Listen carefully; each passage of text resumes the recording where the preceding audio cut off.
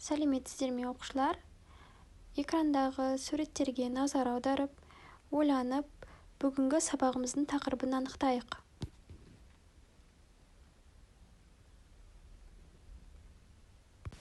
Дәл таптыңыздар оқушылар, бүгінгі сабағымыздың тақырыбы қан топтары, қан құю, резус факторы. Бүгінгі сабақта біз қан топтарын анықтаймыз, қан құю сызбасымен танысамыз. Ең алдымен оқушылар, қан дегеніміз не? Қан дегеніміз адам ағзасының ішкі ортасын құрайтын үш сұйықтықтардың бірі.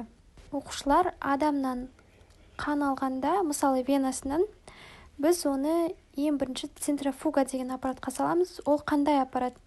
1 секундта 1000 рет айналатын және де қанның сұйық бөлігімен оның формалы элементтерін айыратын аппарат болып саналады. Оны өздеріңіз анализ тапсырғанда көрген шығарсыздар, иә оқушылар? Енді оқушылар, бар зейінімізді, назарымызды экранға аударайық. Экранда пробирка тұр. Ол пробиркада тұрған сұйықтық 3 түрлі бөлікке ажыратылғаны экранда көрсетілген.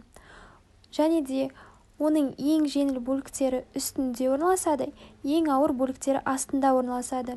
Бізде ең бірінші қан плазмасы орналасады, ол түссіз болып келетін барлығымыз білеміз оқушылар. Лейкоцит пен тромбоцит жиынтығы екінші бөлігінде орналасады. Үшінші бөлігінде, яғни ең ауыры эритроцит астыңғы бөлігінде орналасады. Эритроцит барлығымыз білеміз, иә, қанның ең ірі қызыл жасушалары. Оқушылар, адамда неше қан тобы бар? Дұрыс айтасыздар, 4 қан тобы бар, иә. Оқушылар, сіздерге тағы да бір сұрақ, біздің қан тобымыз өзгере ме? Дұрыс айтасыздар, әрине өзгермейді. Не себепті? Себебі ол ДНК-да кодталады және де ата-ана ұрпағынан беріліп отырады, иә, бізге. Оқушылар, қан құймас бұрын біз қан топтарының сәйкестігін анықтауымыз қажет, иә. Оны біз нәруыздар арқылы білеміз. Және де қан топтарын анықтайтын нәруыздарды бір жүйе бойынша анықтаймыз. Ол бізде АБ0 жүйесі. Біздің алдымызда қазір 4 түрлі эритроциттер тұр, иә. Және де ең біріншіне назар аударсақ, бұл эритроцитте бетінде шарик тәрізді немесе үшбұрыш тәрізді нәруыздар жоқ, иә. Яғни бұл эритроцит бізде бейтарап қан тобы болып саналады және де оның белгіленуі 0. Келесі қан тобында көріп тұрғаныңыздай бетінде шарик тәрізді нәруыздар тұр, иә. Және де біз оны А деп белгілейміз. Енді үшінші қан тобы екінші қан тобынан өзгеше. Себебі ол жерде үшбұрыш тәрізді нәруыздар тұр. Және де біз оларды Б деген әріппен белгілейміз.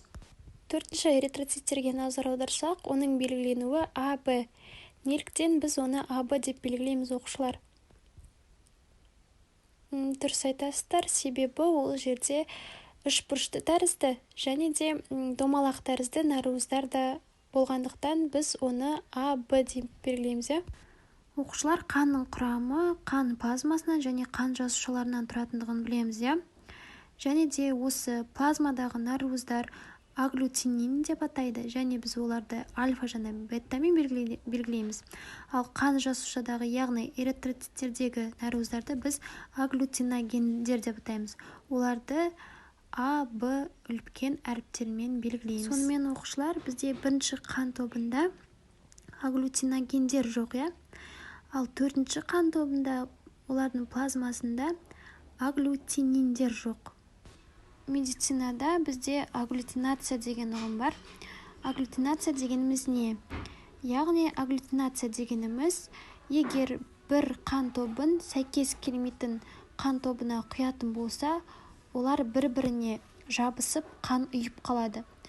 Қан ұйып қалған жағдайда бізде оттек тасымалданбайды.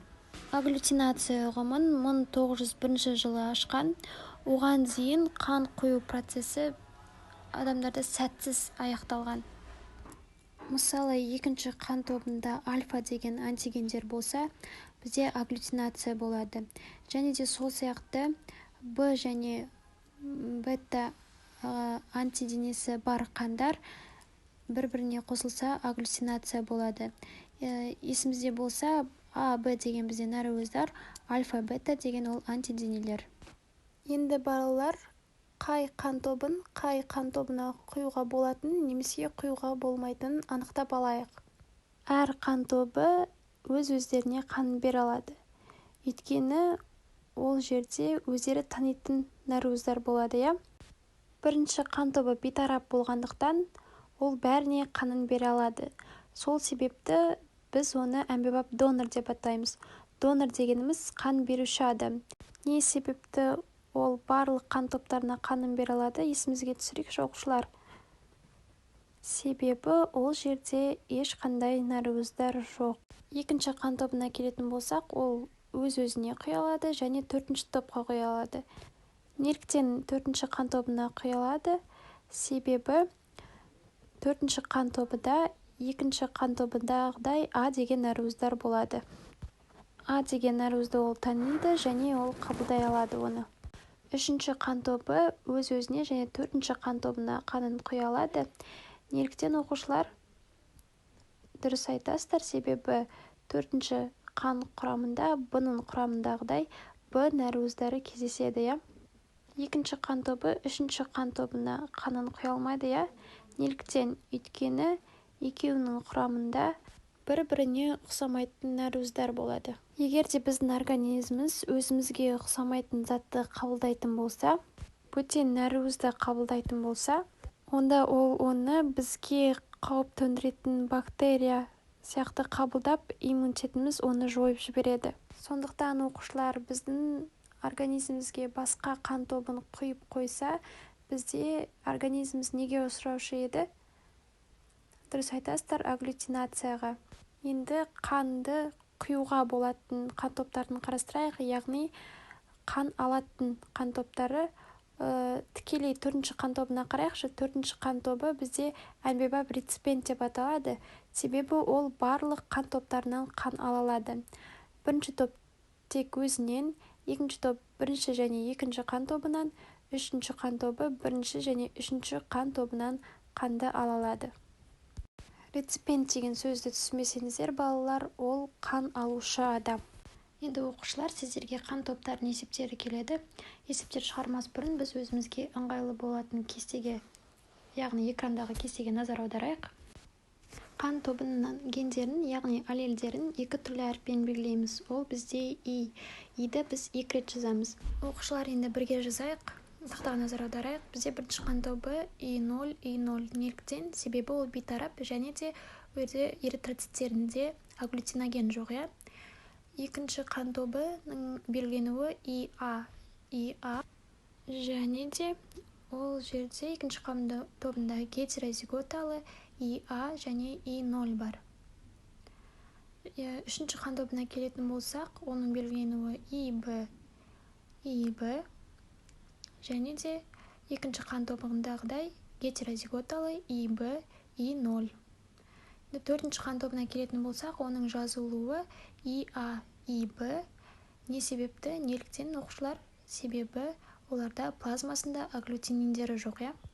Тағы да оқушылар, біз білуіміз керек ұғым, ол резус фактор.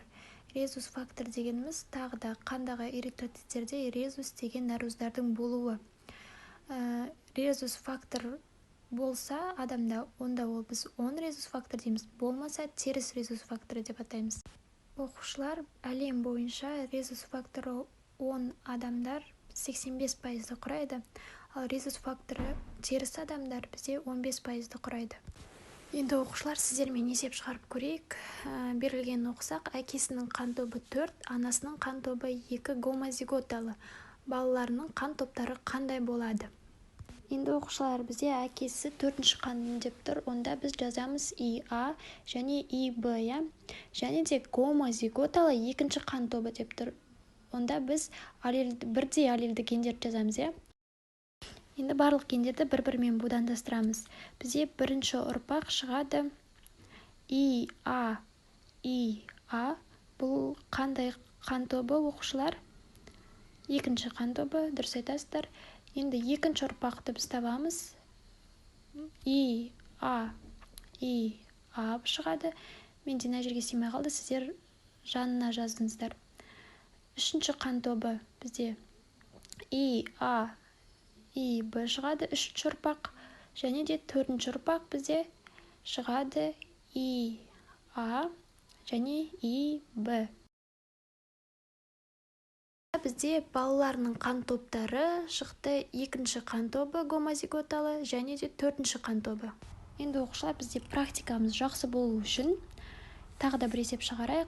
Екінші есепте қай қан топтарын шағыстырғанда барлық қан тобының топтары шығады. Ойланайық.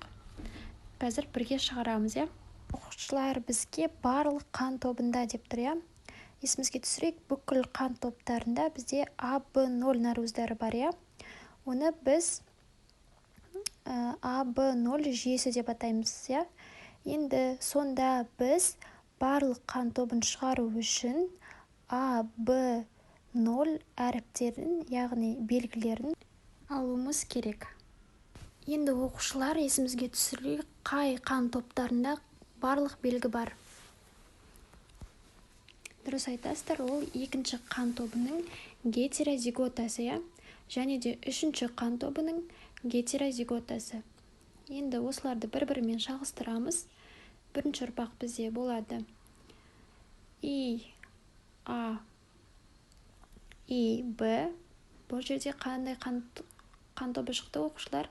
Төртінші қан тобы, дұрыс айтасыздар. Екінші ұрпақ бізде ИА, И0. Бұл бізде екінші қан тобы, Үшінші ұрпақ бізде ИБ, И0. Ол бізде үшінші қан тобы.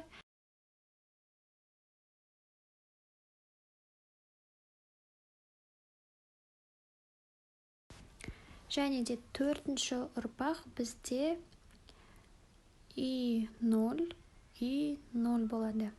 Міне оқушылар, біз осылай қан топтарын анықтайды екенбіз. Балалар, бүгінгі сабақта біз не өттік? Соны бірге қорытындылап, сіздермен ойнайық.